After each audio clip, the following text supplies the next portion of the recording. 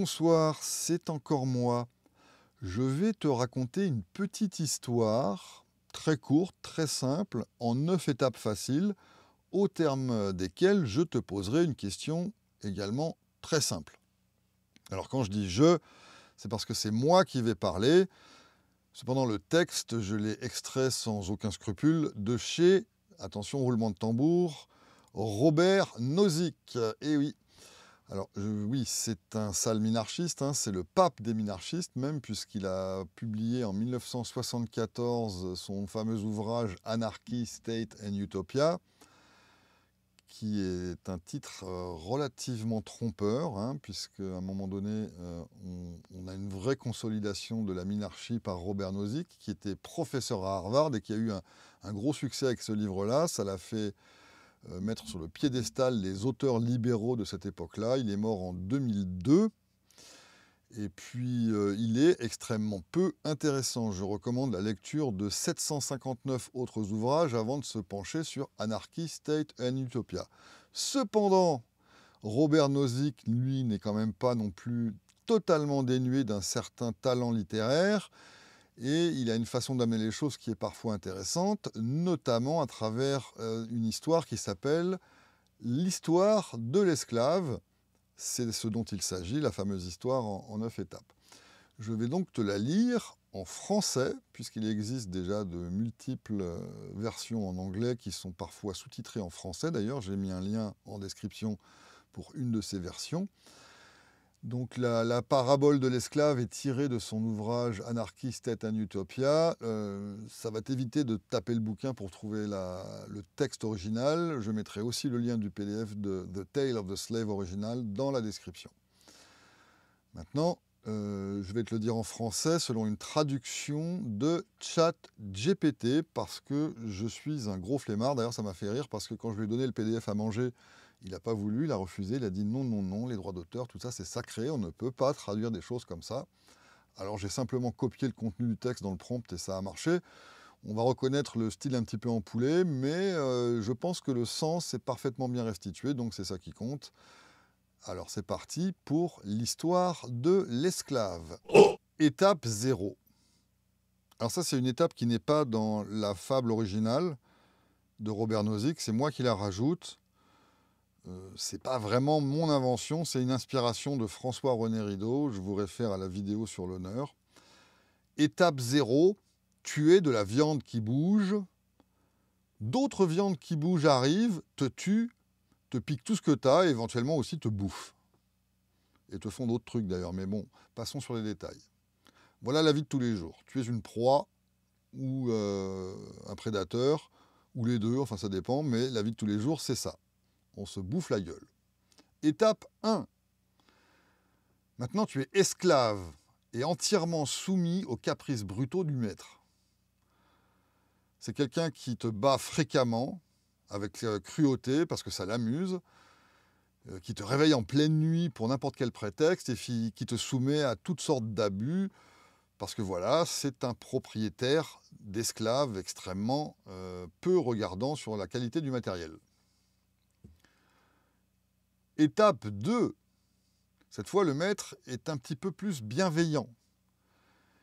Il ne châtie ses esclaves qu'en cas de graves infractions. Par exemple, tu n'as pas respecté les heures de travail, tu n'as pas travaillé de façon assez rentable.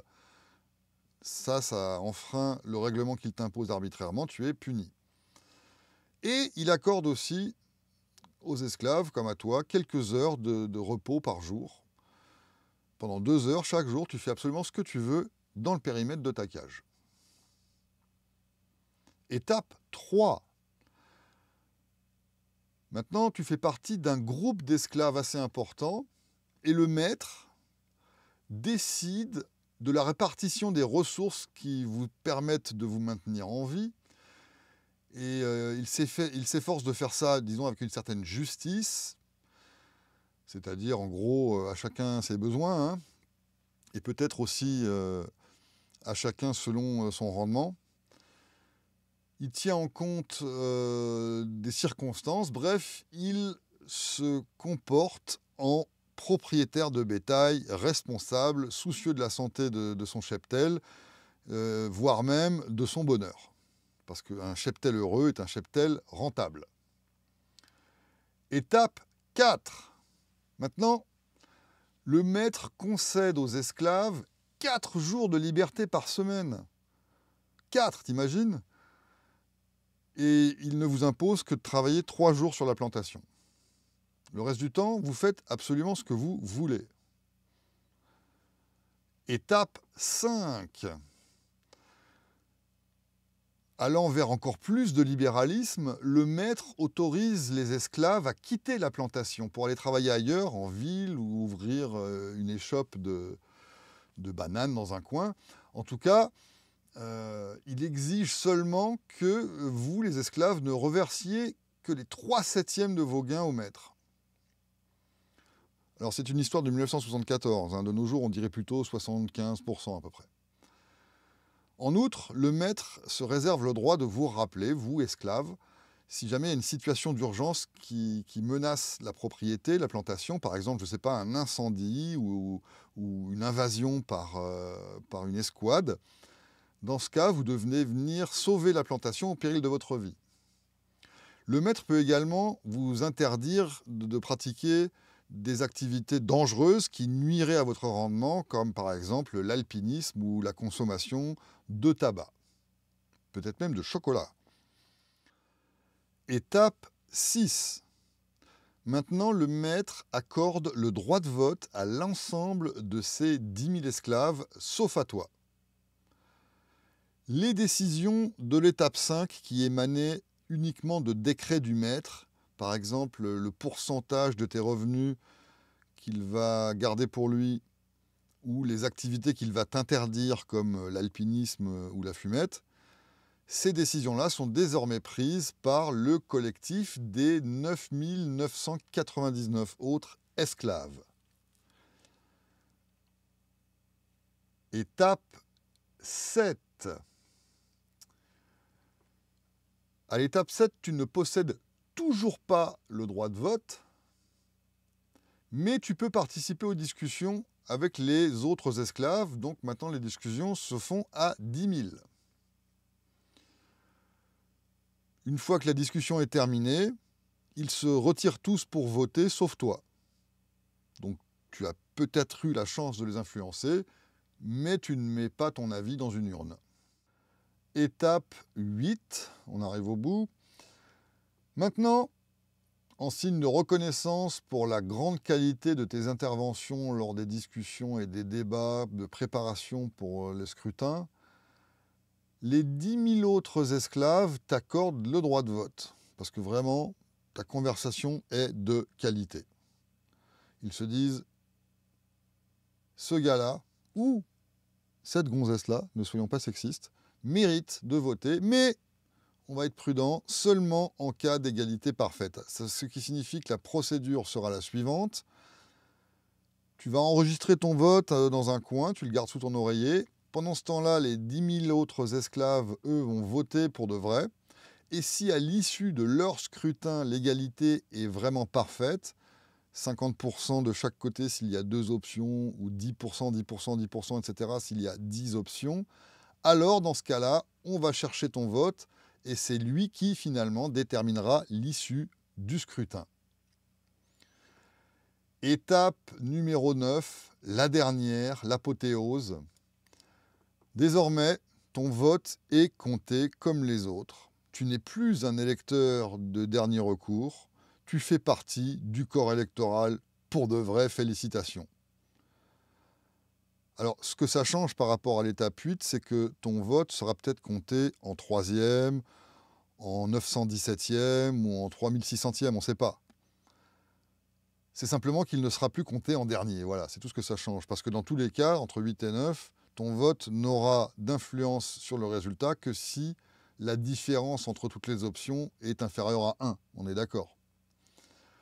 Alors, compte tenu de toutes ces étapes de 0 à 9 qui expliquent finalement une sorte de progression vers l'amour de l'avenir, la question que pose Robert Nozick et que je relais avec joie et vigueur, que je la trouve très pertinente, est la suivante. À quelle étape, entre 0 et 9, avons-nous cessé de parler de l'histoire de l'esclave.